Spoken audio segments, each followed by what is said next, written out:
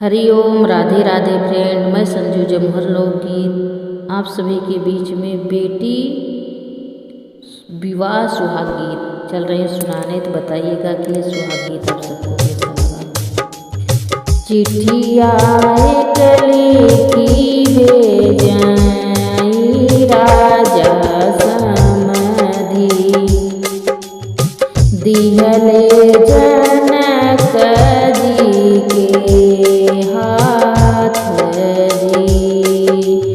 चिट्ठिया एक लिखी भेजाई राजा समधी, दिहले जनक जी के हाथ जी।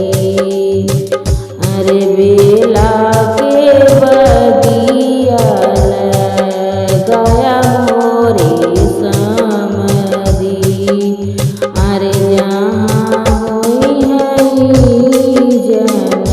जनवास जी। अरे बेला के बगिया लगाया मोरे समधी, अरे जहाँ लगवाई जनवास जी। इतने वचन सुनी बेटी कवन देरी, भाई बपैया लगे जाई जी। इतनी वचन सुनी बेटी कवन देरी, धाई बपैया लगे जाई जी। बेली कई बगिया कहाँ पब मोरी बाबा, अरे जहाँ तू देव जनवास जी।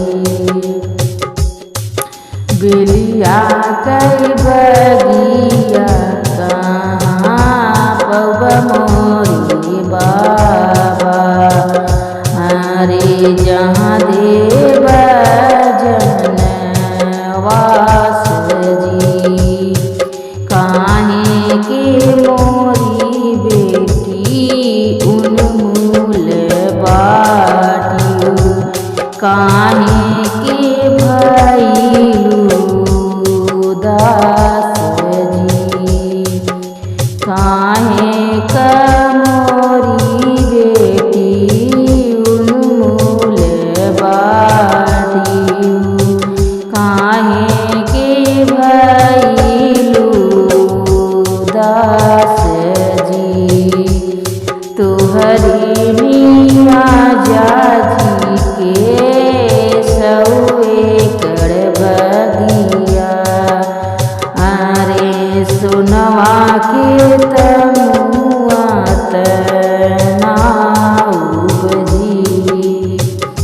तुहरे निया जाजी के सौए कर बगिया, अरे सुनवा के तमुआ तनाउब जी। उहमई मोरी बेटी जनवसिया उहाँ उतर बई ससुरे के लोग जी। उहमई मोरी बेटी देवई जनवसिया, उहवा उतर ससुरे के लोग जी। उलट के चिट्ठिया भेजई राजा समधी, दिहले जनक जी के हाथ जी। अरे बखरी में मोतिया जड़ायो मोरे समधी, अरे जहाँ उतराई देरिया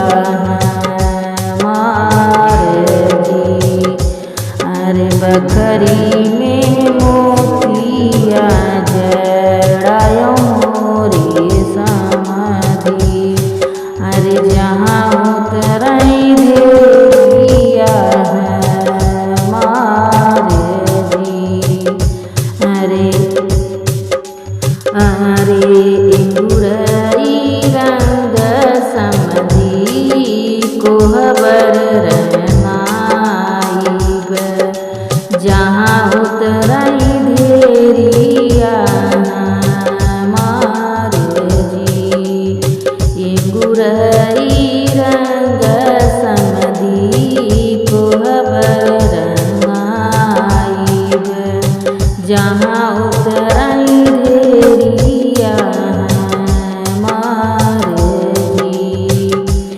इतने वचन सुने दुल्हे कवन रामा धाई बपैया लगे जाई जी।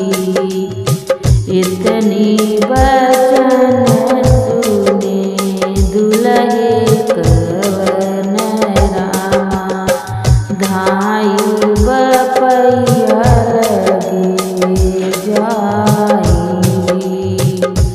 इतने संपतिया कहाँ पौवा मोरी बाबा बखरी में मोतिया जड़ाय जी। इतना संपतिया कहाँ पौवा मोरी बाबा बखरी में मोतिया जड़ाई जी। काहे के मोरे बेटा अनमोल झूल काहे के तना उदास जी।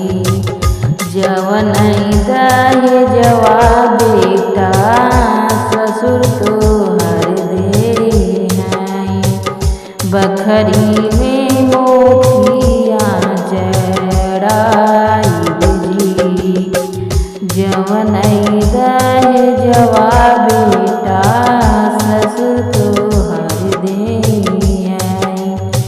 बखरी में मोतिया जड़ाई जी। मोतिया जड़ाई बेटा कोहबर जहाँ उतरई बहुवर मारे जी। सोनवा के डरिया फनबै मोरी बेटा लइयौ गई दुलहिन तोहर जी। लाल